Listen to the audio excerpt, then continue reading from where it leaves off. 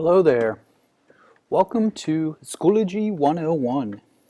Today I'm going to take you through the basics that you need to know to get started with Schoology. The first thing that you need to know is how to get to Schoology. You will navigate to pequavalley.schoology.com. I'm going to do that over here in another window to show you what it'll look like once you get there.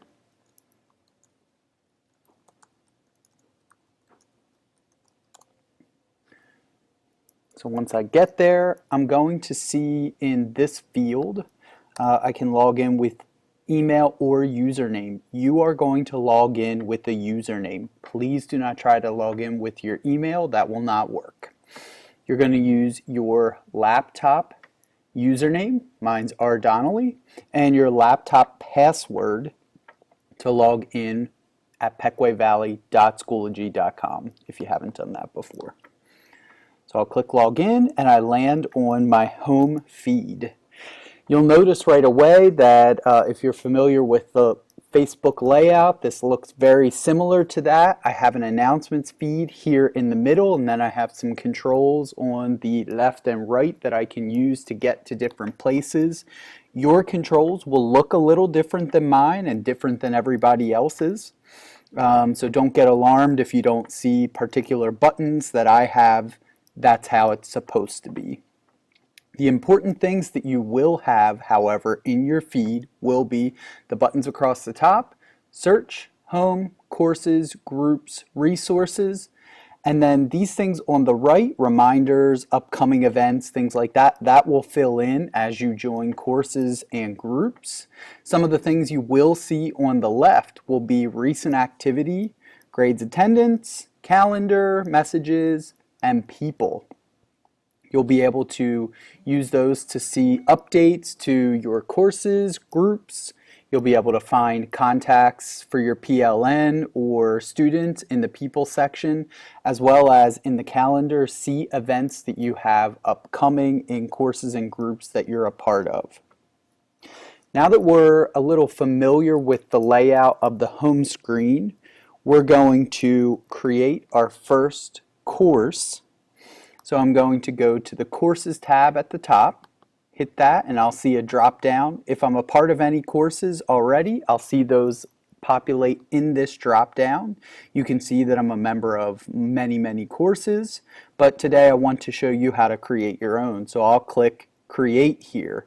If I'm going to join a course, I will hit Join, and I'll have the course access code that somebody's given me to join. But we want to create one, so let's hit Create. You're going to get a basic form editor here that is used to start the creation of your form. The first thing you need to do is give your course a name. What I'd like you to do is first put in your last name, the name of the course, I'm going to call this test, and the year of the course. So this will be 1516. That way we'll know whose course it is, what course it's supposed to be, as well as the time frame that this course is going to be used for. Here where I see section name, I can add multiple sections to this class. So if I teach this test class 3 times a day, I could have 3 sections that all feed into this course. Separates my students by the period, so period 1 class goes to only the period 1 section of this course, period 2 goes to only the period 2 section, period 3 goes to only the period 3 section. I'm going to set it up like that today so that if you teach the same class multiple times, you can see how this works. What's nice is if I set my classes up in this manner, I only have to manage one section of this course to send my materials to all 3 sections. I can also individualize what period 1 sees at the same time versus what period 2 and period 3 will see. So I'll show you that as we go through today.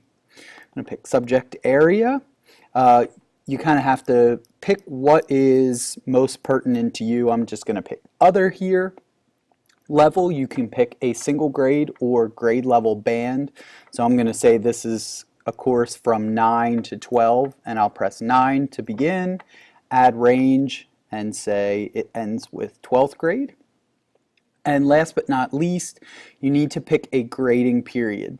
This has everything to do with when your course is active in the Schoology system and when the system will automatically archive your course. An archive is when they take the course, kind of wrap it all up with all the student submissions, all the data, everything that's happened in that course, and put it in a folder for you to come back to later. So if I would choose an inactive period or a short marking period, let's say right now we're in marking period 4, and I need this for more than what this end date is, June 3rd. Let's say I need it to June 4th. On June 3rd, this course is wrapped up and I will no longer see it in my courses list. So make sure you pick the pertinent time periods that you need this course for when you're selecting your grading period. Nothing will happen to the course if you choose too short of a grading period, other than it'll go to the archive section where we could fix things from there. But just know that that has everything to do with when your course is active and when it goes to the archive. Now that I've done all the things that I need to do, gave it a name, gave my sections names, chose the subject area, level, and grading period, I'm going to hit create. Here is my blank shell of the course I just created. You'll notice here's the course name across the top. Same kind of layout that we saw in our home feed. Here's where my main updates and materials are going to be. Here's a section for notifications and upcoming events for this course. And then on the left, I see some controls that allow me to toggle between some different areas that we'll explore in this Schoology 101 course.